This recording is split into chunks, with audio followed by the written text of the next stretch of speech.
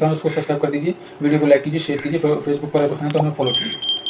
तो बढ़ते हैं हम अपनी जानकारी की तरफ। जानकारी क्या है, मैं आपको बता रहा हूँ फाइब्रॉइड्स यानी कि बच्चेदानी की गांठ या गर्भाशय में गांठ या रसोली, उसके बारे में आपको जानकारी दे रहा हूँ। यदि गर्भाशय में मौजूद गांठ या रसोली प्रारंभिक अवस्था में या छोटी या बड़ी है तो आयुर्वेदिक दवाओं से या होम्योपैथिक दवाओं से हम आपको इसका इलाज बताएंगे। आप कोशिश करके देखिए, ठीक भी हो सकती है। और ज़्यादा बड़ी फाइब्राइड होने पर या ब्लीडिंग अधिक होने पर या सूजन अधिक होने पर या ज़्यादा दर्द होने पर इसकी सर्जरी भी करवानी पड़ सकती है। बच्चेदानी की गांठ यानी कि रसोली की गांठ, और एलोपैथी में इसे फाइब्राइड भी कहते हैं, ये घातक नहीं है। हर चौथी पाँचवीं महिला को बच्चेदानी में गांठ या रसोली पाई जाती है। ये आकार में छोटी भी हो सकती है, बड़ी अनेक भी हो सकती है। बच्चेदानी की रसोली 20 वर्ष की आयु के बाद कभी भी हो सकती है। अधिकतर 25 से 45 वर्ष की आयु में देखने को मिलती हैं, या इसमें जैसे महिलाएं कोई भी अधिकतर 25 से 45 तक ही मिलती हैं। कोई भी कष्ट नहीं होता है महिलाओं को इससे। और जब महिलाएं यानी कि लेडीज़ डॉक्टर के पास जाती हैं, इसकी जांच करवाती हैं, तब पता चलता है रसोली है या गांठ है गर्भाशय में या बच्चेदानी में गांठ है। रसोली के लक्षण या होने के लक्षण मैं आपको बता, बच्चेदानी की रसोली या गांठ का संबंध एस्ट्रोजन हार्मोन से होता है। एस्ट्रोजन हार्मोन से होता है क्योंकि यह रसोली इसी हार्मोन से अंकुरित होकर बढ़ती है। प्रजनन काल के दौरान शरीर में अतिरिक्त एस्ट्रोजन निकलता है, इसलिए इसका आकार बढ़ जाता है। क्योंकि रजोनिवृत्ति के बाद एस्ट्रोजन की कमी या मात्रा घटने लगती है, इसलिए रजोनिवृत्ति के बाद रसोली सिकुड़कर छोटी हो जाती है। यह रसोली जिसके बढ़ने पर होते हैं ये रसोली ज़्यादातर उन महिलाओं को होती है जिनके बच्चे नहीं होते हैं, या एक दो बच्चा होगा उसके बाद बच्चे नहीं होते हैं, उन महिलाओं में ज़्यादा पाई जाती है। तो बच्चेदानी की गांठ या उसके संकेत कैसे होते हैं? रसोली ग्रस्त महिलाएं को महामारी के साथ अधिक रक्तस्राव भी होता है, लंबे समय तक रक्तस्राव चलता रहता है। कभी पेट में दर्द, कमर में दर्द, रसोली का आकार बड़ा हो तो पेट में भारीपन दर्द बना रहता है। कभी कभी रसोली का दबाव मूत्राशय की बड़ी आंत मलाशय पर पड़ता है। दबाव के कारण कब्ज की शिकायत, कभी कभी मूत्र यानी कि पेशाब भी रुक जाता है। इससे रसोली होने पर भी घर ठहर सकता है, यानी कि बच्चे भी हो सकते हैं। प्रसव की सामान्य स्थिति में कभी कभी रसोली के कारण या गर्भ के कारण भी ठीक हो सकते हैं।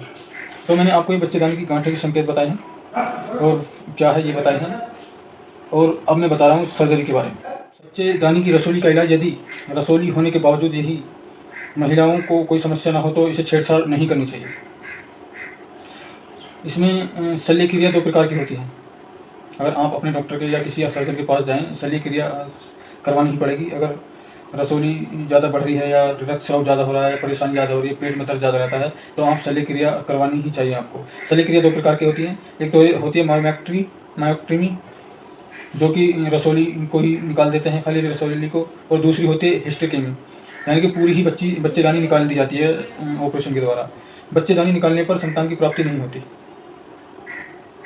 जो बच्चेदानी निकल जाती है उसमें संतान की प्राप्ति नहीं होती। बाकी जीवन पर कोई असर नहीं पड़ता है, शारीरिक कष्टों का सामना करना पड़ सकता है, और ना ही वैवाहिक जीवन पर कोई असर पड़ेगा, कोई प्रभाव पड़ेगा। भ्रामक बातें फैल चुकी हैं, जैसे हड्डियाँ कमज़ोर हो जाती हैं और वजन बढ़ने लगता है या थकान रहती है। लेकिन हड्डियों को कमज़ोर होना शरीर उम्र के हिसाब से भी होता है। सब चीज़ हड्डियों जैसे कैल्शियम वगैरह ले लीजिए, और बहुत सारी मेडिसिन है, डॉक्टर को दिखाइए, डॉक्टर आपको सभी तरह का इलाज बताएगा।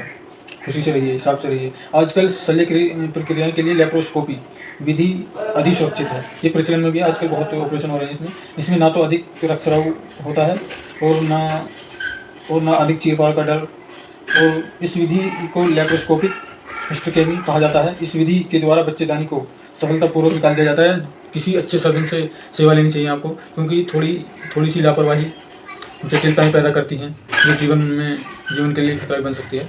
तो इसके लिए मैंने आपको ऑपरेशन या सर्जरी किस प्रकार करवानी है ये मैंने आपको बताया था। तो मैं इसका एक आयुर्वेदिक इलाज भी बता रहा हूँ। आयुर्वेदिक क्या है, इसमें एक तो त्रिफला चूर्ण आता है, ये आपको काढ़ा बनाकर पी लीजिए। त्रिफला चूर्ण बना करके काढ़ा बना करके पी लीजिए रोज़ाना। दूसरा है आंवला, आंवले का पाउडर बना के सुबह शाम खा सकते हैं। हल्दी है, हल्दी 1-1 चुटकी सुबह शाम खा सकते हैं। दूसरी है काचनार की टैबलेट आती हैं, सुबह शाम खा सकते हैं।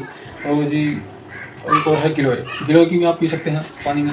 ज़्यादा गिलोय नहीं लेनी, थोड़ी थोड़ी पीनी है आपको। ये तो मैंने आपको होम्योपैथिक मेडिसिन के बारे में बताया, वो आयुर्वेदिक के बारे में बताया सॉरी। तो अब मैं आपको होम्योपैथिक और बता रहा हूँ। एरियन मूर नेट 6X पोटेंशियम आती है ये टैबलेट्स आती हैं। जो 12 साल तक के बच्चे होते हैं उनको एक टैबलेट डेली लेनी होती है, यानी कि एक टैबलेट मुंह में रख दो, वो चूस लेंगे, चूसने के बाद बस एक डेली खानी होती है। जो बड़े औरत हैं या आदमी हैं या उनके लिए मैं आपको बता रहा हूँ, ये तो मैंने 12 साल के बच्चों को कहीं भी गांठ हो उसके बारे में बताई थी। एरियम मोर नेट 6x, जो बड़े आदमी को भी यही जो मेडिसिन लेनी है, एरियम मोर नेट 6x, ये आपको 3 टैबलेट सुबह को, दोपहर को, रात को चूस सकते हैं 10 के नीचे लगने के बाद। ये मैंने आपको होम्योपैथिक मेडिसिन बताई है, और होम्योपैथिक का इलाज भी बता दिया मैंने आपको, सर्जरी भी बता दी है, और कैसे होती है क्या होती है सब बता दिया। हमारे चैनल को लाइक कीजिए, शेयर कीजिए और हमें फॉलो करते रहिए, और बेल आइकन वाली घंटी दबाइए, जो आने वाले वक्त में आपको मिलती रहें।